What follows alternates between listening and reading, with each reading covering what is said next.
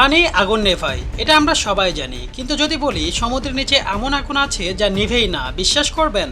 আসলে সমুদ্রের নিচে কিছু জায়গা আছে, বিশেষ করে ইন্দোনেশিয়া আর মেক্সিকোর কাছে, যেখান থেকে প্রচুর মিথেন গ্যাস বের হয়। যখন এই গ্যাস আগুনের সংস্পর্শে আসে তখন পানি ডুবিয়েও এই আগুন জ্বলতে থাকে। একে বলা হয় আন্ডার ওয়াটার ফায়ার বা সাবমেরিন ফায়ার। বিজ্ঞানীরা বলেন ভূমিকম্প বা আগ্নেয়গিরির কারণে সমুদ্রের তলায় ফাটল তৈরি হয়, আর সেখান দিয়ে এই গ্যাস বের হয়ে আসে। এমনকি কখনো কখনো সমুদ্রের নিচে লাভার সঙ্গেও এই আগুন মিশে যায়, আর তখন পানির নিচেই তৈরি হয় অদ্ভুত ফায়ার বাবল। মজার ব্যাপার হলো এই আগুন দেখতে একেবারে সায়েন্স ফিকশন সিনেমার মতো। প্রশ্ন হলো, পানি যেখানে আগুন নিভিয়ে ফেলে সেখানে সমুদ্রের নিচে আগুন টিকে থাকে কিভাবে? কমেন্টে আপনার মতামত জানাতে ভুলবেন না।